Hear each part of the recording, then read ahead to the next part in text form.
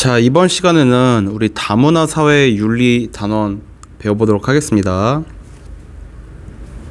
이 단원의 핵심 질문은 이런 질문이에요. 자, 한 사회에 다양한 민족과 인종이 함께 존재하고 있는데, 이러한 세계적 추세에서 사회통합을 어떻게 이뤄낼 수 있을까에 대한 답을 찾는 과정이다 라고 생각을 하시면 돼요. 이번 단어는. 자, 먼저 우리 윤리적 상대주의에 대해서 설명을 해드리겠습니다. 윤리적 상대주의는 뭐냐면, 옳고 그름의 기준은 사람이나 사회마다 다 상대적으로 다르고 보편적인 도덕적 기준은 없다고 보는 관점입니다. 모든 사회에 모든 사람에게 적용할 수 있는 보편적인 도덕적 기준이 있으면 그걸 바탕으로 어떤 건 맞고 어떤 건 틀리고 이런 것들이 확실히 구분 가능한데요. 윤리적 상대주의 입장에서는 보편주의적 기준은 그 도덕적 기준 없습니다. 그러니까 그 사회에서 그 사람이 믿는 거, 그리고 저 사회에서 저 사람이 믿는 거 다 그냥 그 사람들에게 그 사회에서는 그게 맞는 말인 거다라고 보는 게 윤리적 상대주의거든요. 그럼 이제 문화상대주의는 뭐냐? 문화상대주의.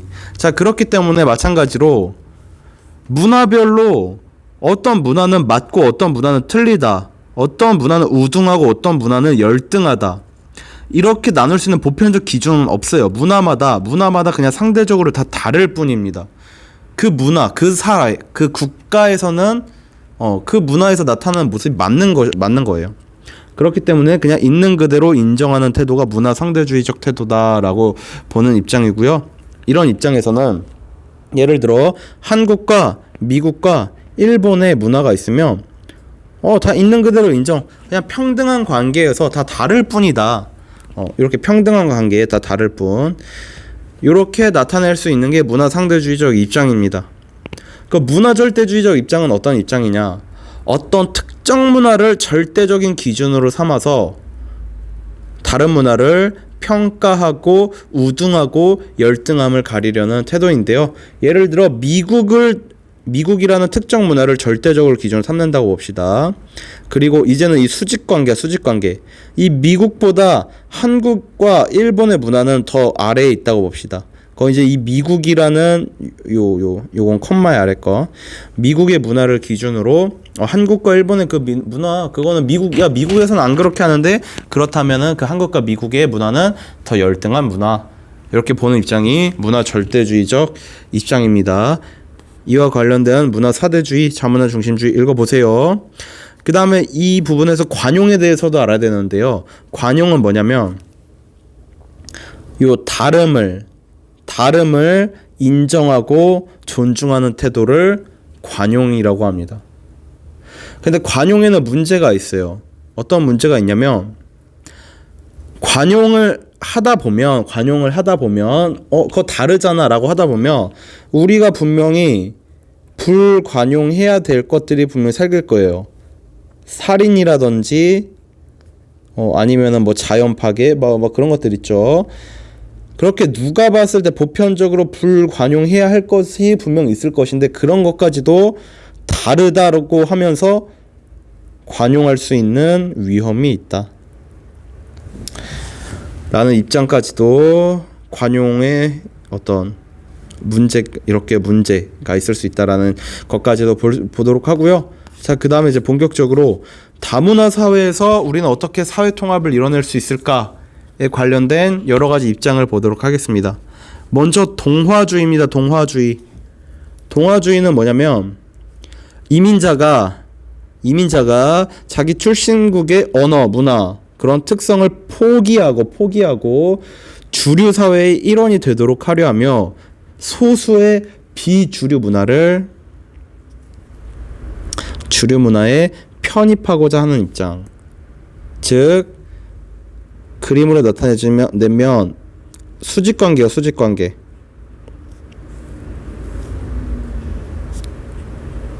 수직관계사 B, A가 주류 문화고요. B와 C는 비주류 문화입니다. 소수의 비주류 문화예요.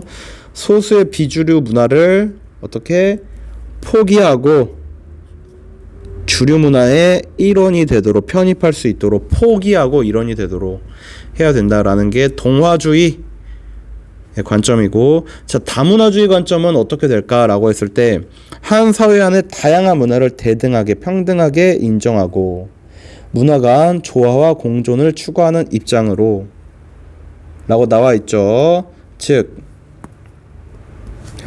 그리자면 수직관계는 없고요. A, B, C 주류 문화, 비주류 문화라고 말할 수 없습니다. 그냥 각각의 문화가 다 대등하고 평등하게 조화와 공존, 이 평등한 관계의 수평 관계를 나타냈습니다. 이게 다문화주의의 입장. 자, 그 다음에 문화다원주의의 입장은 뭐냐면 문화의 다양성을 인정하면서도 주류 문화가 있어야 한다는 입장을 문화다원주의라고 합니다. 일단 타문화를 존중, 문화적 다양성을 인정하는 점에서는 다문화주의와 공통점이 있다. 하지만 주류 문화를 우위로 본다는 점에서는 일단은 다문화주의에서는 주류 문화, 비주류 문화라는 말조차 없어요. 문화는 그냥 평등한 입장에서 존재할 뿐이다라고 봅니다. 다를 뿐이다. 근데 어쨌든 주류 문화라는 말이 있어요. 주류 문화와 비주류 문화가 함께 하는데 동화주의처럼 포기하는 게 아니라 그러면서도 문화의 다양성을 인정한다는 거죠. 그림으로 나타내자면 일단 A라는 주류 문화가 있다고 했을 때 수직관계에 있습니다. B와 C의 비주류 문화가 있어요.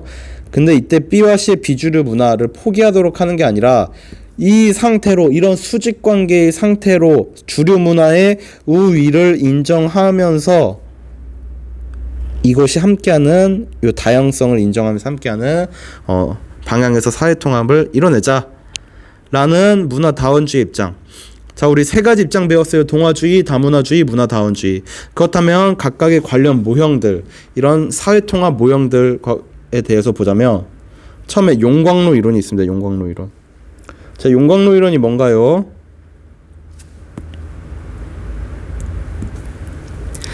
자, A라는 주류 문화라는 용광로 안에 B와 C라는 비주류 문화가 자기들의 문화를 포기하고 이 A라는 이 주류 문화의 용광로 안에서 녹여져야 한다는 것입니다. 자, 그 과정에서 A 주류 문화 입장만으로 통합될 수도 있고 새로운 문화를 형성할 수도 있고, 자, 그 다음에 다문화주의에 관련된 입장은 샐러드 볼 이론입니다. 샐러드 볼 모형. 자, 샐러드 그릇 안에 샐러드들이 같이 함께 하면서도 각각의 정체성을 유지한 채로 함께 있죠. 요게 다문화주의의 입장을 나타내는 모형이다. 자, 그 다음에 국수 대접 모형. 여기에서 국수가 주류 문화 역할을 하는 겁니다. 국수 대접 생각해 보세요. 국수 대접 안에 딱 중앙에 국수가 담겨 있죠. 그 국수가 주류 문화. 그 옆에서 부수적 역할을 하는 그 고명들 있죠. 뭐 계란이라든지 조금씩 있는 그 채소들, 야채들, 그것들이 다 비주류 문화를 나타내면서도 함께한다 라는 거고요. 그 다음에 차별적 배제 이론은 뭐냐면 특정 목적으로만 차별적으로만 그것과 관련된 외국인 이민자의 유입을 허용하자는 입장. 예를 들어 우리나라에서 어떤 건설 노동자가 너무 부족해.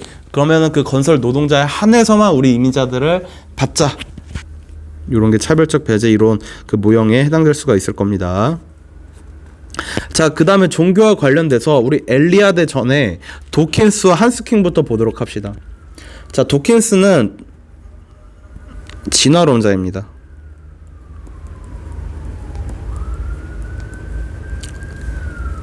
즉, 이 사람은 이기적 유전자는 뭐냐면, 그러니까 이런 거예요. 시간이 흐름에 따라 이제 결국에 우리의 살아남는 그런 어떤 유전자들은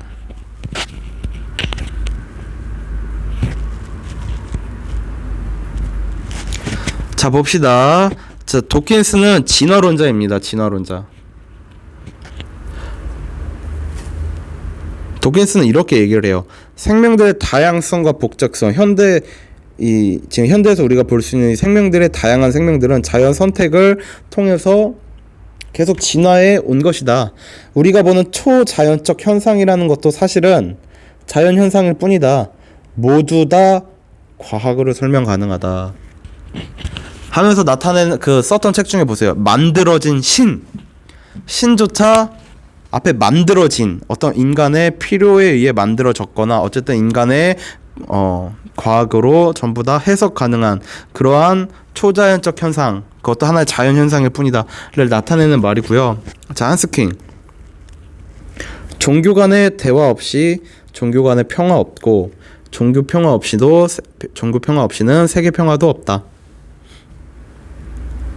그 다음에 종교 간 갈등의 원인이 종교 간의 관용과 대화, 협력 이게 부족했기 때문이고 이것을 통해 세계 평화를 실현해야 된다 라고 하는데요. 주요 종교들에서 보면은 뭐 여러 가지를 이야기하죠. 뭐 생명 존중, 관용, 진실성 이런 세계 윤리를 도출할 수 있다. 이러한 종교들이 일치하는 지점을 찾도록 하고 하나의 종교로 통합하자는 입장은 아니다라는 건데 이게 다 뭔 말일까? 자, 이런 겁니다. A라는 종교가 있고요. B라는 종교가 있어요. 또 C라는 종교가 있습니다. 이 각각의 이 종교들의 내용들을 살펴보면 여러 가지 요소들로 이루어져 있을 거예요.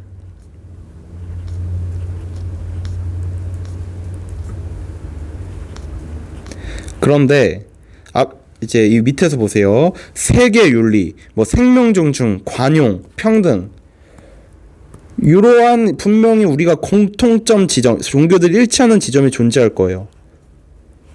요 A의 지점, 이 분명히 존재할 겁니다. 이거를 통해서 이 부분을 통해서 일치하는 지점에서 우리는 다른 종교에 이런 면도 있네라고 하면서 우리는 종교 간의 관용, 대화, 협력 여기서 이제 대화가 이제 가능해지는 겁니다. 우리랑 이 부분은 똑같구나. 그 순간 대화를 통해 종교 간의 평화를 만들어내고 이 종교 간의 평화는 세계 평화를 만드는데 어떤 영향을 끼칠 수 있다라는 겁니다. 그 정도 우리 십자군 전쟁 같은 거 떠올리면 될 것 같아요. 이 한스킹의 대답. 일치하는 지점을 찾자. 어느 한쪽으로 하나로 통합하자. 앞에서 봤던 동화주의처럼 통합하자는 입장은 아니고 일치하는 지점을 통해 우리 대화를 하자. 관용적인 태도로 대화를 하자. 그러면 우리 종교 간의 평화를 찾을 수 있고 그로부터 세계 평화로 나아갈 수 있는 게 아니냐라는 입장이 한스킹. 자, 그 다음에 엘리아데 보도록 합시다. 엘리아데는 종교에 대해서 이렇게 얘기를 합니다. 즉, 그 다음에 또 이렇게 얘기를 해요. 성스러운 것은 일상적인 것과는 다른 이질적인 것으로 경험이 되지만 이 경험은 일상의 삶의 영역을 통해서만 경험될 수 있다. 즉 성과 속은 이 부분 지우는 거 낫겠다. 이 부분 지우고 성과 속은 질적으로 다른 것이지만 성은 속의 세계에서만 경험될 수 있는 것이다.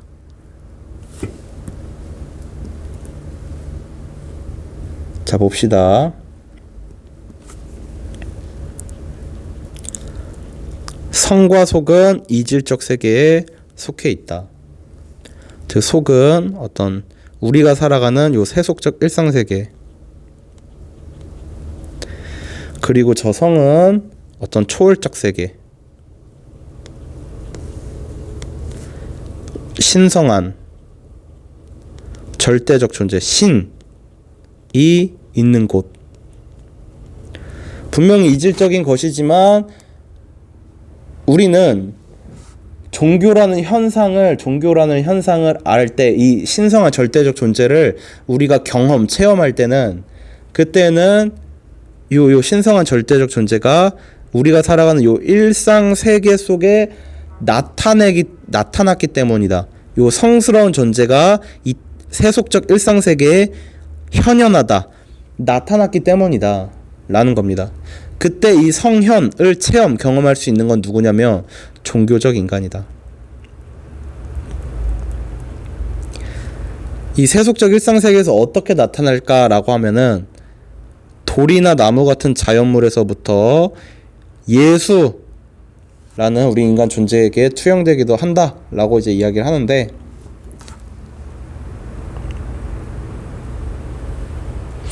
자, 성현이 대상이 되는 자연물은, 즉 돌과 나무 같은 것들은 다른 무엇이 되지만, 이거 동그라미 표현할게요. 다른 무엇이 되지만 그 후에도 여전히 자연물 그 자체, 여기에 세모할게요.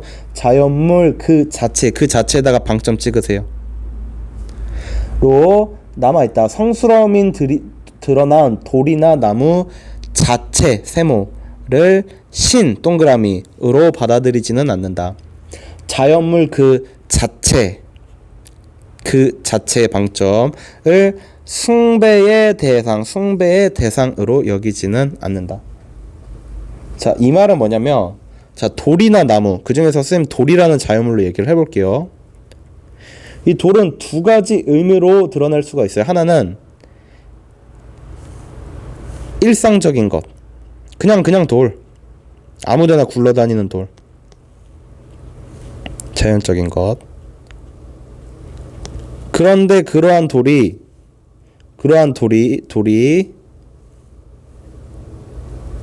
다른 무엇이 되기도 할 때가 있습니다.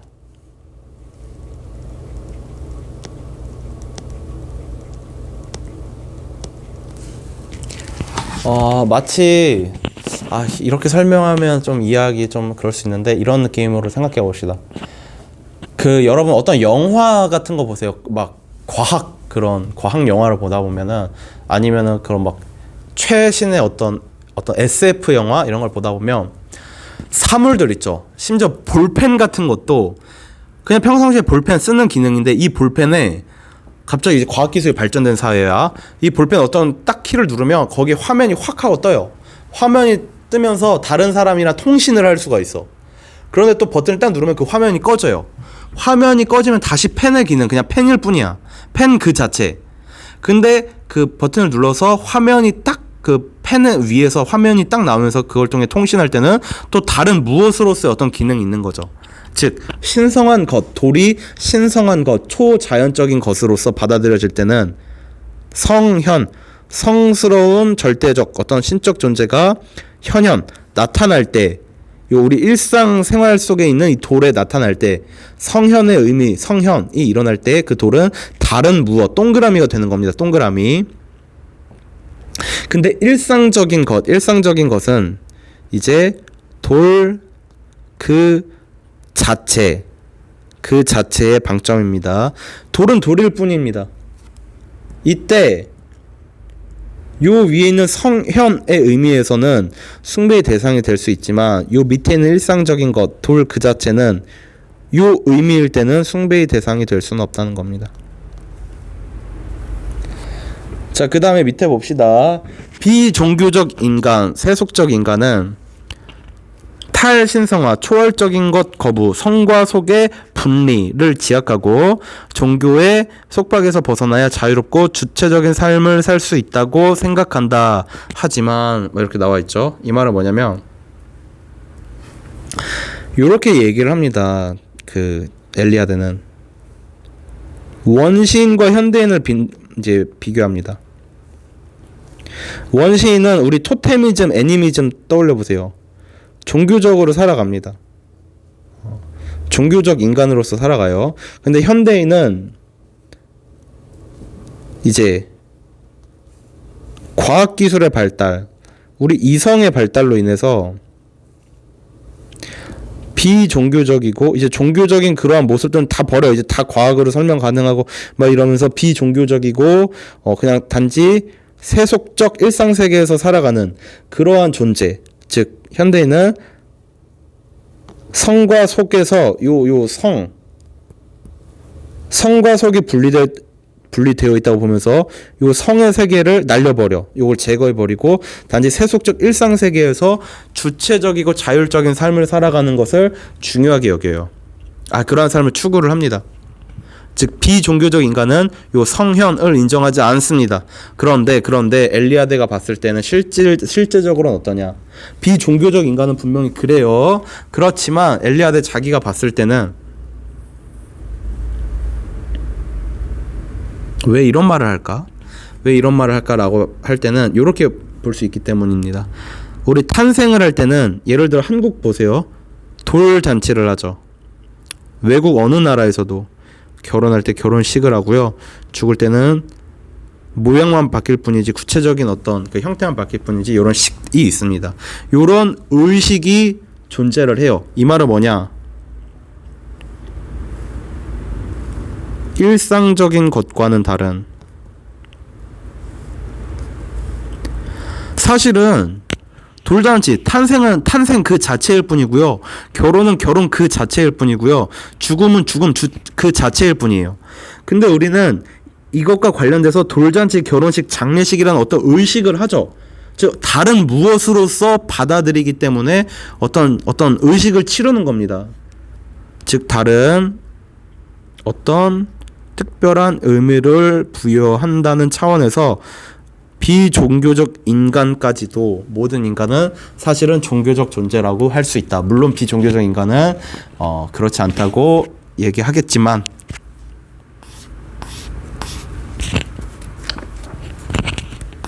자, 도킨스와 한스킹부터 봅시다. 한스킹, 대화 역량은 평화 역량을 위한 덕목이다. 종교 사이의 대화를 배제하고는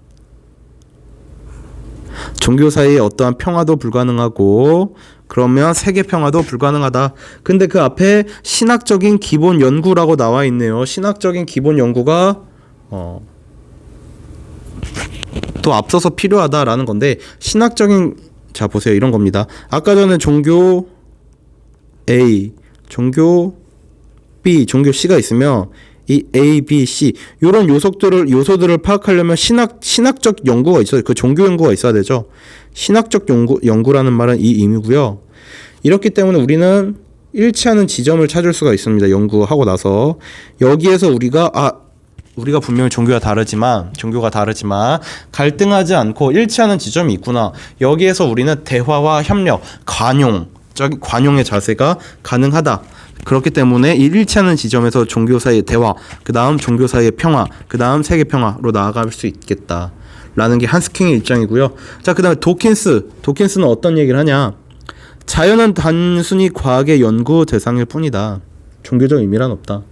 초자연적 현상이라는 것도 아직 이해하지 못한 자연 현상일 뿐이다. 즉 자연에서 일어나는 어떤 것들도 단지 자연 선택의 결과, 자연과학으로 다 설명 가능하다. 자, 그 다음에 엘리아드죠. 엘리아드 봅시다. 속이 시간과 공간이라는 개념으로 이해되는 일상적인 삶의 존재 양식이라면, 성은 이러한 한계를 넘어 우주를 향해 열려있는 존재 양식이라고 할 수가 있다. 우리가 경험하는 것은 성 그 자체가 아니라 성이 드러난 것, 즉 성현이라는 종교적 경험이다. 성이 속과는 다른 실제로서 존재하는 것은 사실이지만 인간이 그것을 성현이라고 경험, 체험, 자각하는 것은 일상 세계에서 그 성이 나타났기 때문이다. 자, 쓰세요. 세속적, 일상적, 성에는 초월적. 자, 그 다음에 보면 성과 속은 질적으로 다른 것이지만 성은 속의 세계에서 경험되는 것이다. 성은 일상 세계에서만 경험될 수 있는 것이다. 그렇지 않으면 사람들은 이건 경험할 수 없다. 자, 그 다음 세 번째, 성현이 돌이나 나무와 같은 일상적 대상 속에 나타나는 원시적 성현에서부터 예수 안에 하느님이 신성이 부여되는 높은 수준의 성현에 이르기까지 일관되게 성스러움이 흐르고 있다. 두 가지 모두 우리의 세상에 속하지 않은, 우리의 일상적 세상에, 일상적 세계에 속하지 않은 완전히 다른 종류의 어떤 실제가 존재한다는 것을 인정하고, 그것이 대상 속에 한다는 점을, 현현하다 밑에다 쓰세요.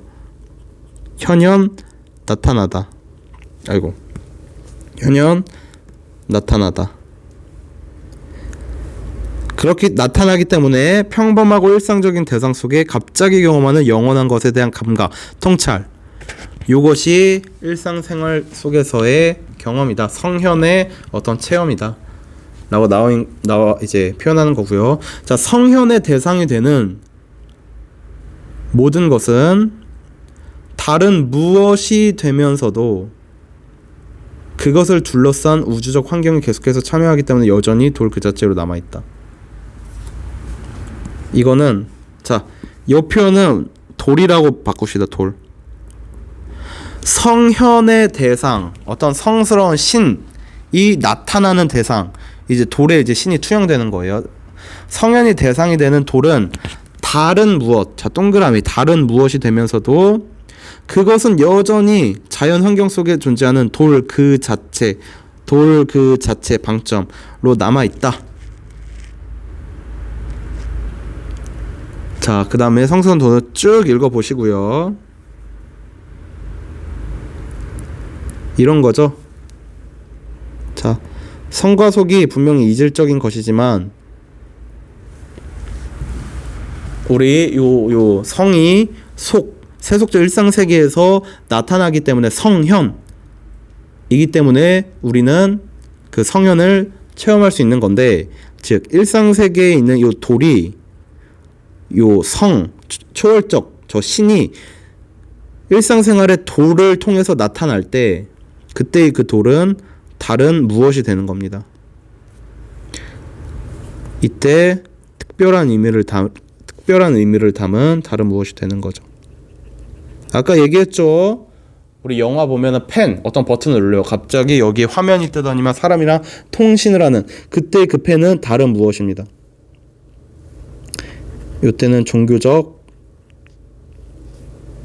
차원에서 설명 가능하다면, 그러나 이제 그 펜이 딱 꺼질 때, 버튼을 눌러서 이제 통화의 수단으로서 딱 꺼질 때를 생각해 보세요.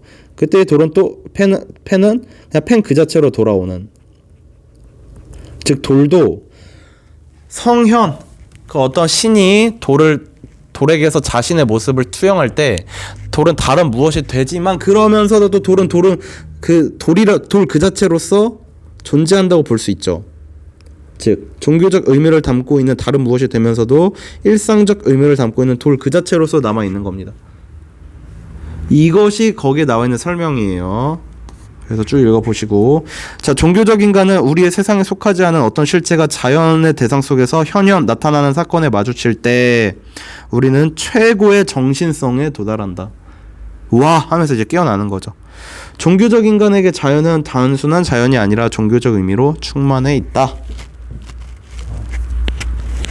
자, 여기까지 이렇게 보시고 정리할 수 있도록 하세요. 자, 고생하셨습니다.